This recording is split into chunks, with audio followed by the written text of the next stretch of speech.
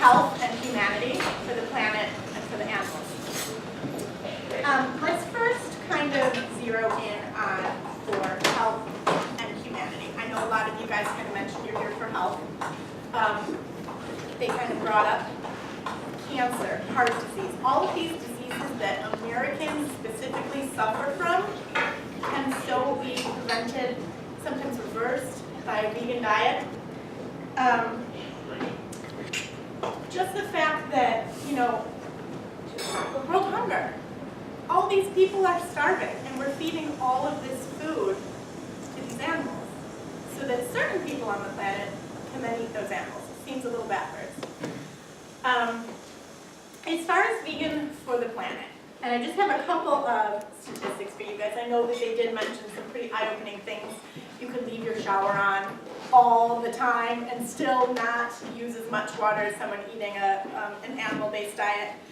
But 80 to 90% of the water we use in the U.S. goes to animal agriculture. That is a staggering number. When you consider, certain places do not have clean drinking water, and we're putting that water that is available into animal agriculture. 30% of the world's ice-free land surface is used to support animal agriculture. Only 10% of that 30 is for human use. So really, that's a huge number that these animals, are taking up of this land that we have, which is so limited. And 1 to 2 acres of rainforest is cleared every second. Every second, 1 to 2 acres. So those really are, to me, mind-blowing numbers when you really sit back and think about it. And the solution is so simple. Just change the way we eat. And vegan for the animals, which is near and dear to my heart. I know you guys all kind of talked about why you are vegan. I kind of want to give you a little more background on me. I've been vegan for about a year and a half. I was vegetarian for a year and a half before that. And what really brought me to that place was my dogs. I have these rescue dogs, pit mixes. I was a passionate pit bull advocate. Pit bulls deserve just as many rights as other dogs. This is not fair. Why do we crucify them? And then one day I said to myself, this is a little hypocritical. I'm fighting for these dogs. Why are they any different than any other dog? But really, when you get down to it, how are dogs, regardless of the breed, different than pigs, cows, chickens? They all feel pain. They all suffer, Why are we exposing them to this pain but loving these other dogs? So really, that's just kind of what made the connection for me. Vegan for the animals is my #1 for sure. And then I'd say I'm kind of tied as far as for health, humanity, and also for the planet. Especially for the planet recently, that's kind of been my backup as far as my reasons. Because really, I think that more people are opening their eyes to the benefits that veganism does have for the planet, which is huge. It's common for most people, as I said, I'm #1 for the animals, but also for the others. Most people are kind of a mix. There's a few people that say, I'm 100% vegan for the planet. So and I know you guys mentioned this, but just so I can see, raise your hand if you would say mostly vegan for the animals. Excellent, okay. Raise your hand if you are most, and there's no right or wrong to this. There is no 100 level vegan, so don't ever be embarrassed. Who's mostly vegan for health or humanity? Excellent. And who is mostly vegan for the planet? Nice. I love that because I feel like that's always a little bit more rare, but also equally as valid. Does anybody have any questions or comments about the 3 real main benefits of veganism that they want to throw in? Either animals, planet, or health, humanity. Okay. All right, we're going to move on a little bit. As the pledges continue this transition, whether you're vegan at the moment, whether you are just continuing, you're probably going to notice you face a lot of questions from friends, family, even strangers. And this can be really frustrating, and you don't always know how to address it. So I kind of want to tackle some of the questions that we get asked as we go on this journey. The first one, why? Why would you want to be vegan? Why would you want to give up steak and cheese and all these things? And for me personally, that's a loaded question. I could talk for 3 hours and tell you why I'm vegan. But obviously we don't have all that time, especially if it's a stranger or a coworker, to really attack that. So it's kind of good to narrow that down in your head. For me, I just usually tell them peace of mind. I want to go to sleep every night knowing that I didn't contribute to any suffering, any, what do I want to say, detriment to the planet today. Anybody kind of have, especially for the coaches, because I'm sure you've answered this question in your life, your succinct kind of answer that you throw out why you're vegan?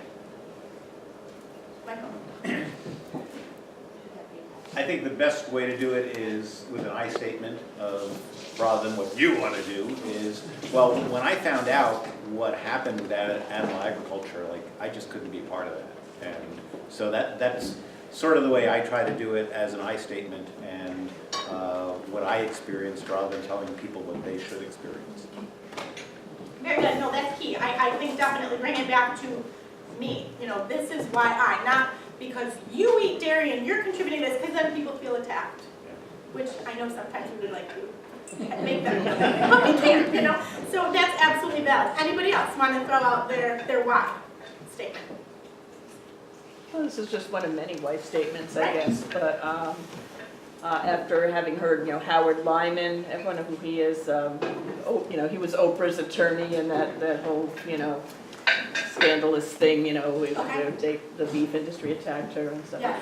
But he renounced the beef industry and he's now vegan. And he said something to the effect of he can't call himself an environmentalist if he continued to eat animal products. And I consider myself, or I've long considered myself, an environmentalist, so I had to make that final connection. Yeah, excellent. Good answer.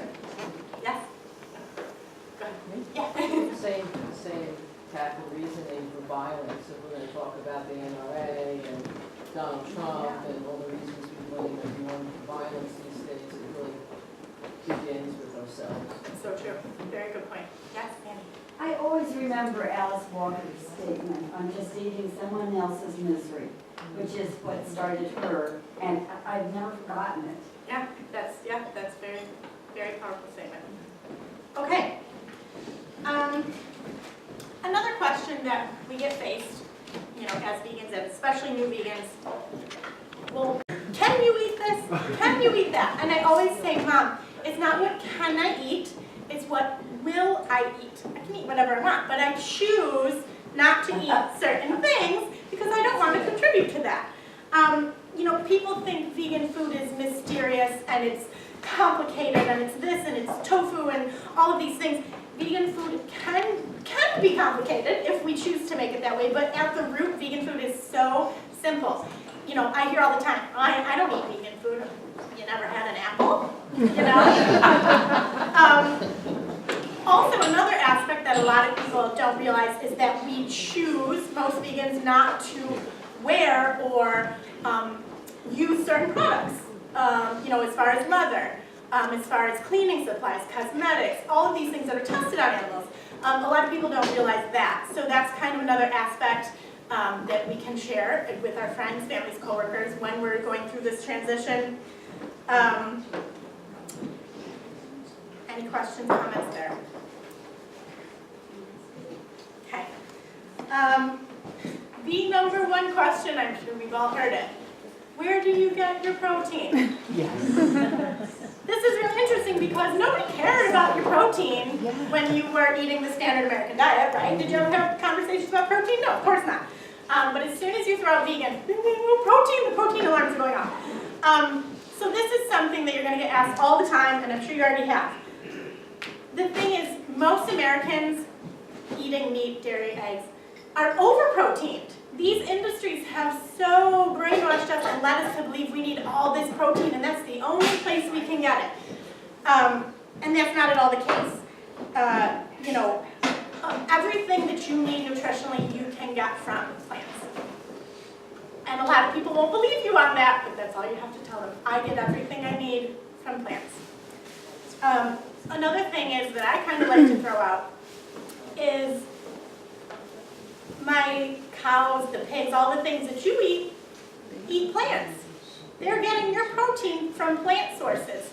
Why not cut out that middleman? Why filter the protein through, it sounds morbid, but the carcass of an animal when you could get it straight from the source? So those are just a couple little things you can throw out for when these people question you about protein because you look at it over and over and over again. Anybody have any protein points? Yes, Bob. All you need to do is just ask someone to think about the biggest, strongest animals on the world.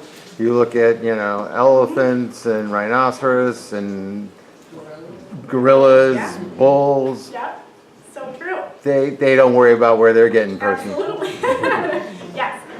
I always recommend T. Colin Campbell's China study. He was a dairy farmer. His family were in the dairy farming industry, and he set out to bring more protein, to find a way to produce more protein for China, third world countries, and he fell upon the fact that animal protein, when someone is exposed to a carcinogen and they're using animal protein, they are 100% more likely to develop a disease process from that. So I always recommend the China study. Absolutely. Yeah, that's definitely a very good resource. Okay, all right. Another comment you're going to hear, a question you're going to hear from your friends, family, coworkers, loved ones. How can you afford that? That is so expensive. Isn't it expensive to eat vegan? Have you guys heard this? Yeah, Sure. yeah. It is so false. It is such a false statement. When you really get down to it, rice, beans, lentils are some of the cheapest pantry staples on the planet, and they're all vegan. Also, veggies, fruits. Sure, it's great to go and have this plethora of options that we have at Wegmans, but it doesn't have to be that if you can't afford it. Also, I want to mention, in the video, they made a comment about how we buy organic produce, which is great if you can and if you do, but you do not have to. Organic is great, but it isn't in everybody's budget. You do not have to. Just because it's not organic doesn't necessarily mean it's not vegan. Canned fruits and vegetables, frozen fruits and vegetables. I mean, especially, in the winter months, we don't have the access to as many things as we want. Go with what you can. It does not have to be expensive. Also, make friends with